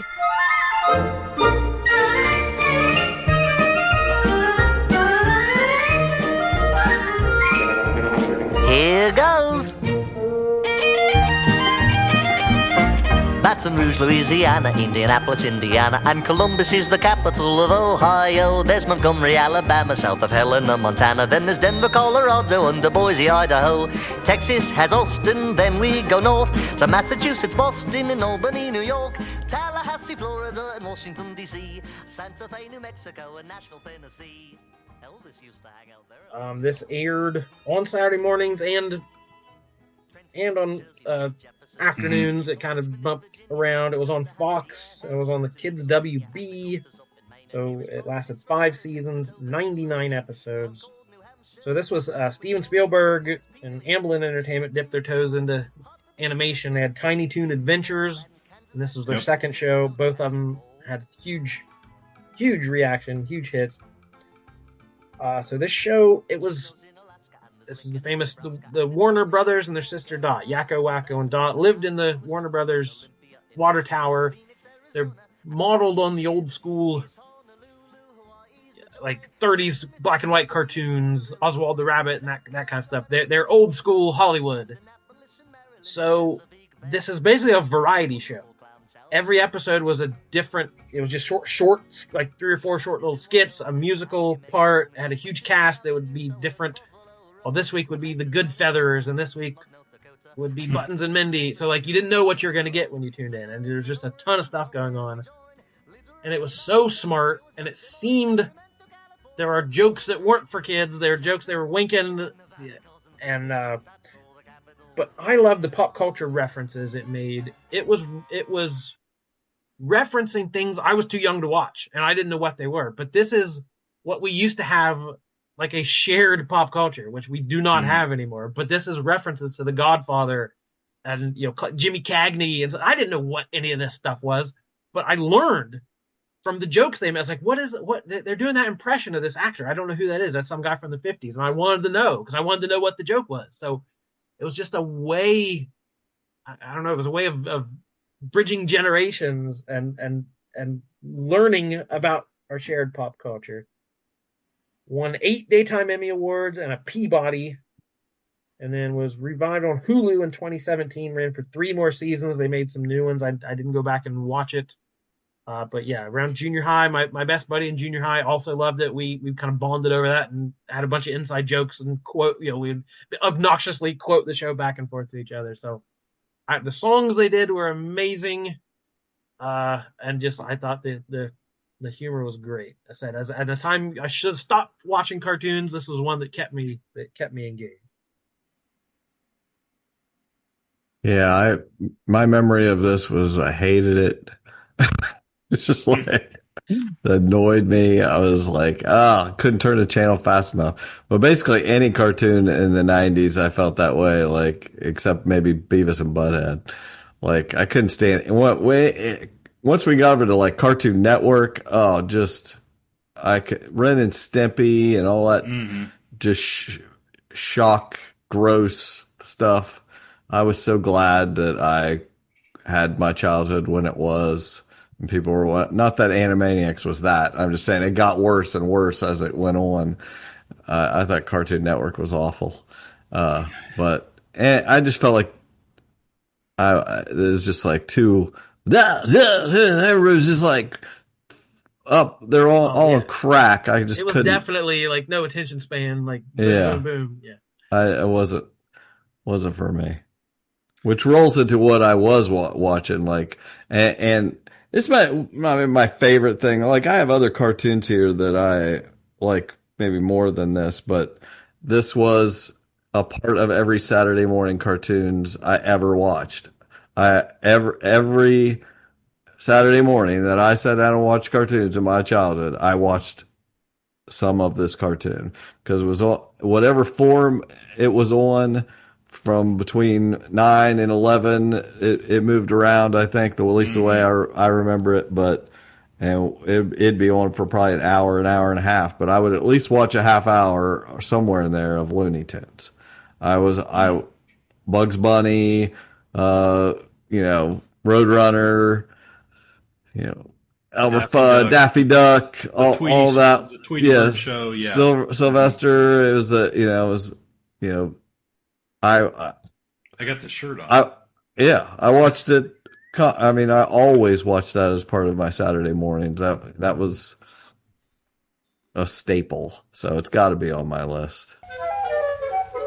Oh, Bugsy, pal, there's a friend here to see you. Survival of the fittest, and besides, it's fun. Did someone knock? Me? What's up, Doc? Now I got you wabbit.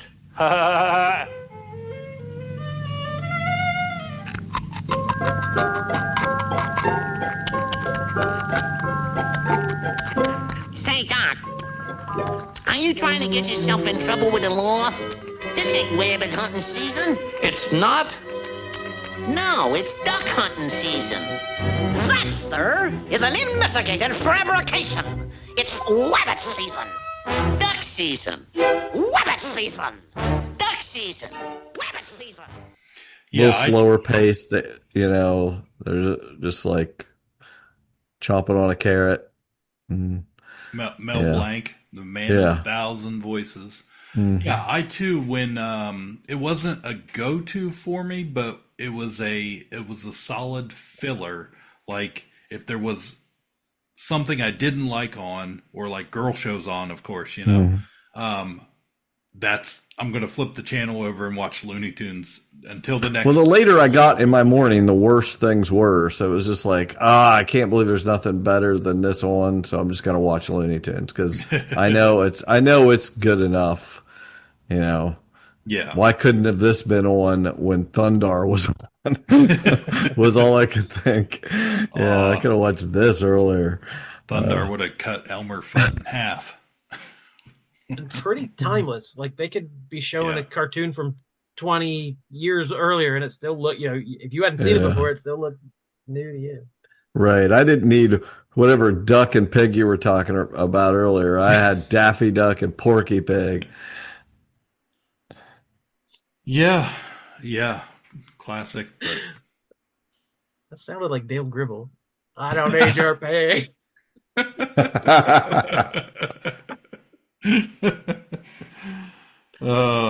So that's your list. That's your last pick. Looney I Tunes. guess. Yes. You say so. Okay.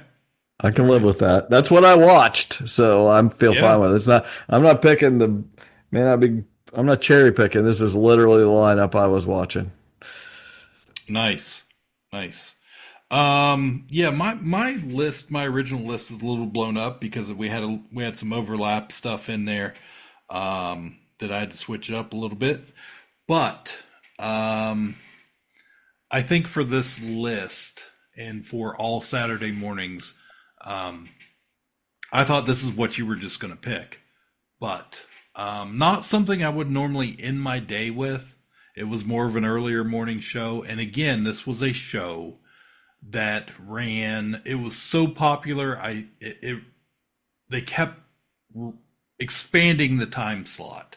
So what started out as a half hour became an hour, became 90 minutes at one point. Because it was an absolute juggernaut on Saturday mornings, because everybody loved the Smurfs.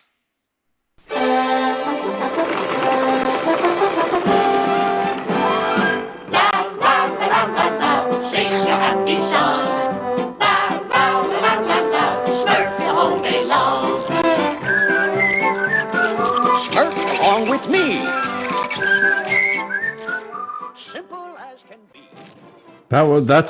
I have two other ones. Well, I have like 3 or 4 that I could name that I watched for sure that I liked, but that was at the top of that list. I had so many freaking Smurfs, those little Smurfs. Yeah. My mom could not help herself. Hallmark or whoever was selling those little freaking Smurfs. Mm-hmm. Somebody made a homemade little holder for it in my bedroom. I had easily 50 freaking like 3-inch high Smurfs. Just because it was just like the most. Huh? 3 apples high, I believe. Oh, that's probably right. It was just like it got out of hand. So what I'm hearing is the Smurfs were your California raisins. I guess. I would much rather claim that. Yeah, this show had no business being as good as it was. Just a million characters that all, they were all had their thing. Painter Smurf or Brainy Smurf or Papa Smurf. There was only Smurfette for the most part. And of course, had a great villain in Gargamel and his cat and Azrael. Azrael, yeah. And it was just something that everybody loved just because it was a quality show that went on forever on Saturday mornings. That's the only way I think I ever watched it. NBC Saturday mornings, yeah, la la la la, all that. We played it in our freaking school band. We had to play the Smurfs theme. I still know the drums. So yeah, I just feel like this list just would not have been complete without it. So happy to put the little blue guys on there. Yeah, still going strong. Honorable mention for me for sure. It's 2025. Another thing, I don't think I'd ever claim, oh yeah, I was a huge fan, but I know I watched it over and over and over again. Yep. Something about it was appealing. Well, it was clever. When it was set in they were like medieval times dudes, the regular humans, but they always had like cool like crossbows and stuff. They were, I don't know, like, there was some magic to it, and there was they lived in their little mushroom houses and it was funny. I guess more than Smurf anything. A lot. They said Smurf a lot. Smurfing good. Yeah. It was a Smurfing Saturday morning. So yeah, the Smurfs. All right, I'm going to end my list. One I was pretty confident I'd be the only one to have, but one of my favorite properties of all time. This is how I would end my Saturday mornings. The Tick on Fox Kids. Oh, now, teach me another one of those Yiddish words, chum. Why? Well, I've got to catch up. I only found out recently we're Jewish. Tick, we're not Jewish. I'm Jewish. Dot's Jewish. I don't know, you're bluish. Oh, shalom. Shalom. Shalom. It only lasted 3 seasons from 94 to 96, 36 episodes. And this is the kind of show, this was back when we didn't know what was happening. So, like, I didn't know it was the last episode. I got up the next Saturday. Oh, it's a rerun. The next Saturday. Oh, it's a rerun. Oh, no more Tick. Okay, season must be over. Let's hope next fall. Let's hope I would tune in for literally like years after. Like, are they doing any more Ticks? There was no way to know. And I'm still waiting. They never did it. You'd still get up. Yeah. So this was the superhero parody created by Ben Edlund when he was in college. And the original creator has been involved in every incarnation. So again, like the Turtles, this little Kisscom, a small toy licensing and design company, wanted to merchandise the Tick, but no major studios or networks were interested. But they finally got a deal with Sunbow, the same company that made Transformers and G.I. Joe. So how this ever got made is beyond me. But that first season, they pumped it. They made action figures and T-shirts and a board game, Pogs. Carl's Jr. and Taco Bell had like fast food giveaways of Tick toys. They made a Super Nintendo game that was awful. It was one of the worst games I've ever played. I sold it to like a used game store for I think it was $2 because I just was never going to play it again. Get this out of here. Yeah. So this show did not click like the Turtles. So all the merchandising ended by the end of the first season. There was barely anything after that. And Edlund was quoted as saying, "That's essentially good as far as I'm concerned, although I would be much more wealthy at this point. That failure to me makes the Tick a much more sincere proposal." So that was kind of my feeling of like, this was mine. This was something no one else was watching. No one else knew what I was talking about. No one else was in on these jokes. And it just felt so special to me. And getting to meet Townsend Coleman, the voice of the Tick, I feel he's voiced a million things. But he has that same kind of, this was his favorite thing, and he has such pride in it. And making him laugh, he asked me, I said, I still think of quotes from this show, and he made me quote it, and he laughed. It was funny. So it had Mickey Dolenz as Arthur in the first season from that fake band. And then Rob Paulson took over as Arthur in season 2 and 3. Had a killer theme song that was weird, like scat singing, just amped me up so much. So yeah, it was canceled after 3 seasons. Comedy Central syndicated it around the early 2000s. So it kind of found a second life. Adults clicked onto it like, oh, this is actually good. So then in 2001, when they launched the Patrick Warburton show, they didn't even air all the episodes. I think there were a couple that never got aired after that first season. It was up against Survivor and Must See TV on NBC, so it got no ratings. Nobody watched it. It did get any promotion. It died quickly. And then they did the Prime series with Peter Serafinowicz in 2016. It went 22 episodes. Critics loved it, fans loved it, but Amazon canceled it. So that seems to be the fate of the Tick, is to be beloved and hilarious and awesome, but it's never going to go long. So I was a superhero kid, and this was like poking fun, and there were like of the superhero tropes, and just it was so smart and so clever, and I don't know, just one of my favorite things ever. So there you have it. That's some pretty solid Saturday morning lineups. Just a review here. Make sure I've got this right. Seth, starting at 8 a.m. G.I. Joe, A Real American Hero. Followed by the Super Friends. And leading into Dungeons and Dragons. To the Transformers.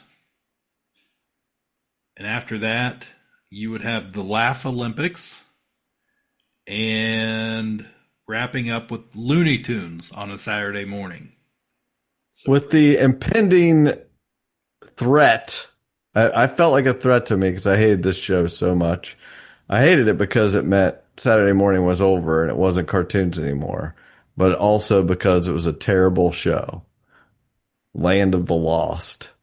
When that come creeping in at 11, and I knew it was over because I wouldn't have to get up and start cleaning house if I sat there and watched Land of the Lost, and I would rather clean the house. I hated Land of the Lost. It's like, give me the damn Bissell. Let's do this. Yeah. I had my lineup was listed. I had The Adventures of the Gummy Bears, Disney cartoon, followed by Alvin and the Chipmunks, Spider-Man and His Amazing Friends, Thundar the Barbarian. Put a little pepper on that. His Amazing Friend. You had to include the Amazing Friends, wasn't just Spider-Man. Thundar the Barbarian, and then Garfield and Friends, and ending up with the Smurfs. Was the Thundar's friend's name? Ookla the Moth. Not amazing. Ookla, Fran and Ollie was a show. Was that? I think there was a band named Ookla the Mock. So I've seen Oakja.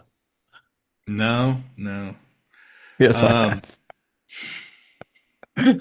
That's not a band you've seen. Jordan had the Muppet Babies, and then the real Ghostbusters, and Teenage Mutant Ninja Turtles, the X-Men, Still teenagers, the X-Men, and then Animaniacs from Warner Brothers, and the Tick from the 90s. A lot of Jordan skewed a little more late 80s into those 90s than we. He's younger than us. He is. It's because you're younger than I am. We all had a different era here. Jordan, what we were watching. I gotta know your honorable mentions, because where is Underdog? Was that not a Saturday? It's next. Yeah, like I watched plenty. I'm the Bullwinkle and His Amazing Friends. but yeah, 100%. That was something that I watched, but I don't remember watching it specifically Saturday mornings. And I just trying to stick to what my brain was like. These are what I watched Saturday morning. So I don't know when I was watching Underdog, but yeah, that's my favorite. Yeah. Favorite guy in a cape. And the other ones, like I like the Gummy Bears. I would have been on my list probably if I'd had room for it. I liked there was a short run Dragon Slayer cartoon. Yep. And the Littles. I like the Littles. Oh, I hated the Littles. I don't remember much, but I remember watching it, and I thought it was just like, this was in an era that we were just getting like, I don't even know if we'd gotten Honey, I Shrunk the Kids yet, and it felt like, oh no, it felt like a new idea to me, like these little people living in the walls or something. So it was like interesting to me. I don't really remember the concept. It was something like, I mean, they were little people living in a world of big people, right? Yes. So they were like climbing around on plants and stuff, and like I remember liking it. I don't remember. I don't know how much of it I watched because I couldn't even tell you anybody's name on it or anything. Yeah. But they were just like little people. Yes, they were. I don't know the song. I don't know anything about it. But I saw it on your list, and I was like, I watched the Littles. It was a neat concept at the time. Like it was new at the time.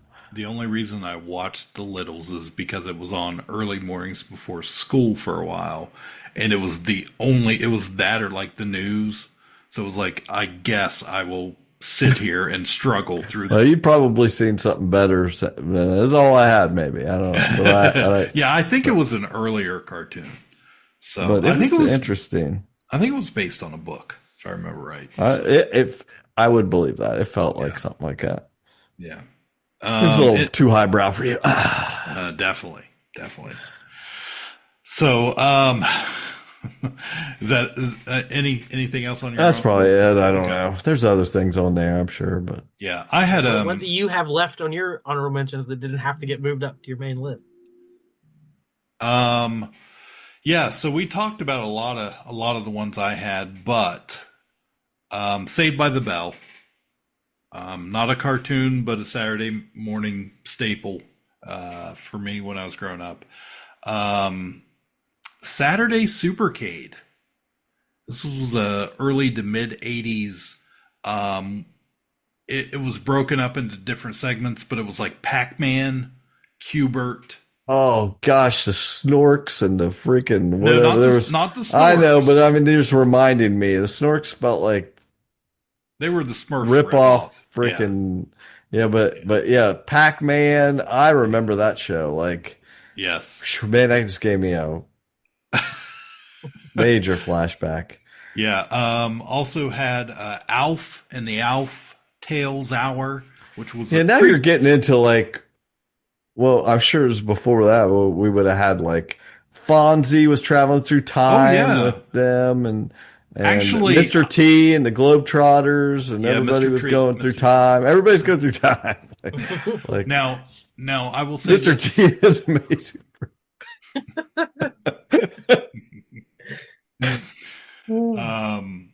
Yeah, the Fonzie, Laverne and Shirley crap was the reason I think Thundar went away. It was like the Gary Marshall deal, and they had that makes sense. Yeah, it was. They were wise. No, they were crap. That's a good it's like business, they already had their their business going on in the evenings. But yeah, Alf was a prequel series that aired, took place canonically before the TV show. So if you do a rewatch of Alf, you have to go back and watch this first. Yes, he was not Alf in the show. He was Gordon Shumway. And Have Cooper do that. He was still on Melmac. So that was that's something I definitely remember. I wrote down the Care Bears just as an honorable mention because it was so popular back then, and also Pee Wee's Playhouse. I was not a Pee Wee's Playhouse guy. I really appreciate him. I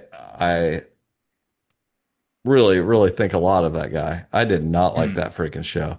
Now I'm sure I was too old for it, but like people loved that. Yes. And I hated it. Like I didn't get it. I wasn't at the right. I was I was an 80s. It was decadence. I was just out 80s in it up. And you want me to try to get this show? I don't get it. That it was on the artsy side. I knew Pee Wee from his HBO special way back in the day. For some reason, I was watching that, and then of course when the movie came out, Pee Wee's Big Adventure, I think in '85, and I didn't go see it. I was a huge fan of that. So when this series came out, I was really into it the first probably year or two. It ran for a while. Did you guys both watch that documentary from this year? Yes. It was wonderful. Loved it. Yeah, it Loved was really it. good. Yeah, so I think that's pretty much it for me that I had written down and came. But I'm glad you mentioned Pac-Man because I do remember watching that. I was hoping that was Mario Brothers, like anything that existed in the 80s. They made a cartoon out of it. Yeah. They had a pole position. Had a great theme I was song. trying to picture that. I saw that on the list and I was trying to picture it, but I couldn't. It was like picture it. Two kids, and I don't remember if their parents had died and left them the cars or something. They had a weird dog. It was like there were weird stuff in the 80s, like Turbo Teen and stuff like that, where the kid turned into a car. That I didn't question at the time because it was cool cartoon. Yeah, but yeah, definitely so many Saturday morning shows. I think we hit the big ones. I think we hit the staples. What else you got, Jordan? Yeah, I got a couple we haven't mentioned. Like the first thing I wrote down, you said cartoons. I'm like, oh, DuckTales. I'm like, wait a minute, that's. I thought for sure that'd be on Cliff's list. But I wasn't a DuckTales guy. It was a Disney afternoon show. Yeah, that and Chip and Dale, Tailspin, Darkwing Duck. That was the Disney afternoon. Oh, okay, yeah. And we've already decreed we're not allowed to do an afternoon show, so we're going to at least. That was it. Mention it now. Yeah. Why would we want to do that? I mean, come on. Because I didn't watch it. Because I wouldn't even know where to begin. That's not a show to me. I would be like, I watched a bunch of, I don't know. I watched a bunch of sitcoms is all I was watching. I don't remember any cartoons in the afternoon except same to me Flintstones. with Batman the animated series. That would probably be the top of my list. One of the best shows ever, and it aired on Saturdays. It aired when it first came out. It aired in prime time. It aired at 7 p.m. on Sundays. They tried to market it to everybody, but to me that's an after school show. Yeah. Again, one of the absolute best of all time. But I didn't. To me, I don't place it on Saturday mornings. Spider-Man the animated series from the 90s. Was great, but it's always going to be second place to X-Men to me, no matter how good the show was. It was basically, the other one they made when X-Men was a success. But the first to introduce the idea of a Spider-Verse, the show ended with him going into the Spider-Verse and meeting other spiders, so that led to all of that. Nobody said Inspector Gadget. Oh, yeah. Don Adams as the clumsy cyborg police detective. Great show. Fun. But again, a Nickelodeon show. Oh, was it? Yeah. Okay. Get Smart and for some great. reason, maybe it's just that we lost him recently. R.I.P. to the Hulkster. Hulk Hogan's Rockin' Wrestling. I watched that. That was like the peak of wrestling culture to me. That 80, 85, 86. Over the top. The real life wrestlers would do intros and outro at the beginning of the show and the end of the show. They'd come in, it's like Mean Gene, like, what's going on this week? Oh, we got a great show, kids. You better stick around. Like, they did wrestling promos for the cartoon. Crazy. Hulk Hogan and his buddies versus Roddy Piper and all the villains. Crazy CBS show. I was thinking with the sports theme. Anyone out there remember Pro Stars? Oh, that show was terrible, Jordan. Yes, 13 episodes. It only lasted one season. Oh, this was I wanted Michael that to Jordan, be good. Michael Jordan, Wayne Gretzky, and Bo Jackson as super spy superheroes using their sports talents to save the world. That's a real thing, kids. Look it up. Yep. It was right on the level of Hammer Man, the MC Hammer cartoon. They also did live action. Like, they would talk to Gretzky and Jackson, but apparently, Michael Jordan just basically phoned it in. He only would do, one or two clips, and they were never in the same room, so. Yeah. They just wanted his name. Yeah, he must have taken Michael Jordan and his amazing friends. And the last one I got, I just wanted to mention NBA Inside Stuff. So this was the show, this was the bridge show between all the cartoons, and then they start their sports programming in the Saturday afternoons. So this ran for 15 seasons. Ahmad Rashad and Willow Bay. It was a clip show. They showed highlights. They interviewed the players. They did segments on keeping fit and all this stuff. But it was so terrible for kids. It was so bright and fun and fat. And it's like the NBA was so popular in the 90s. And I always credit this show for it being so hip. And I knew all the players and I knew what was going on in the NBA because there was a show for me. I wasn't watching Sports Center. I wasn't, I wasn't keeping up with the box scores in the newspaper. I was watching NBA Inside Stuff. And that to me reminded me of the baseball bunch back in the 80 to 85. They had a show like that for baseball. I almost put that down. The Johnny Bench. Johnny Bench and Tommy Lasorda and the San Diego Chicken teaching you all about baseball. Yes. In the same way, there was, the Inside Baseball that I would watch too. Right. That show. All that stuff just almost gives me a physical headache to think about anything live action on Saturday morning because that meant it was over. When you were, I wasn't thinking, oh, this is nice bridge, whatever. It's over. It's all over, folks. We're out of here. We'll close up shop. Time to grow up, kid. Yeah, you got to get outside and mow the lawn or go do something. You can't lay here anymore. It's over. But I just Closing think about these sports, time. like they do Nickelodeon does the NFL Slime Time games. So like, to me, it's like if these sports want to grow and continue, like you need to appeal to kids, and like they've done it really well in the past. So I don't know. I just feel like there's nothing like that. Yeah, for kids for most of the main sports. I can't agree more. But this is about Saturday mornings, not Saturday afternoons. That's all I got.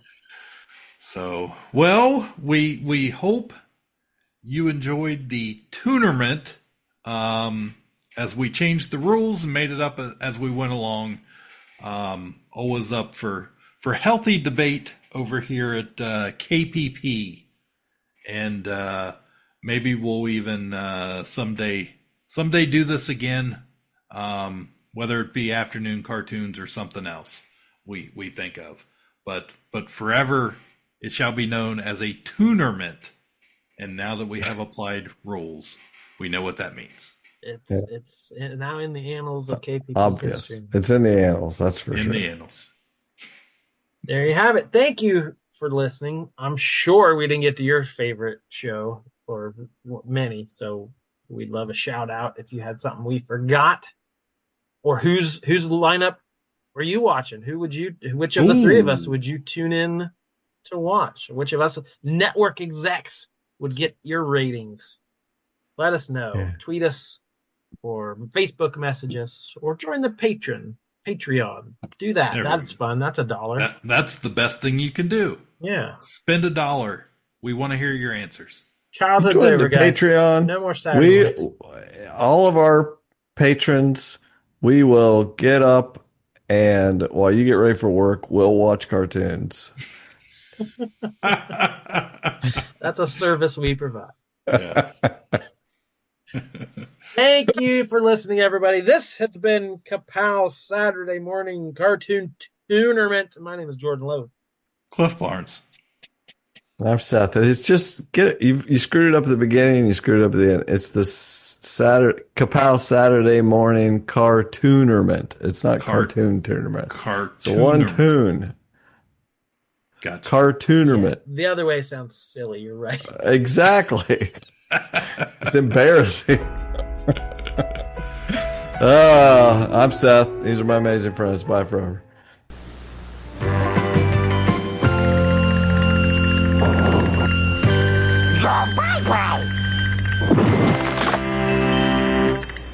Ka-Pow, the Pop Cultured Podcast, is intended for entertainment and informational purposes only.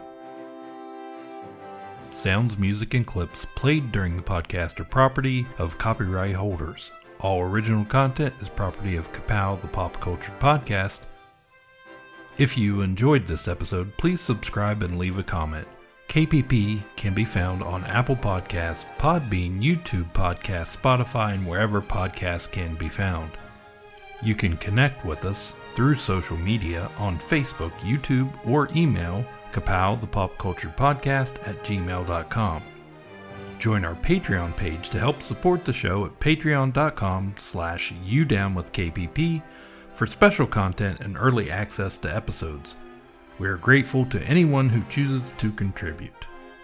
Most of our content will remain free, so please click the thumbs up, like, share, and ask your friends. You Down with KPP?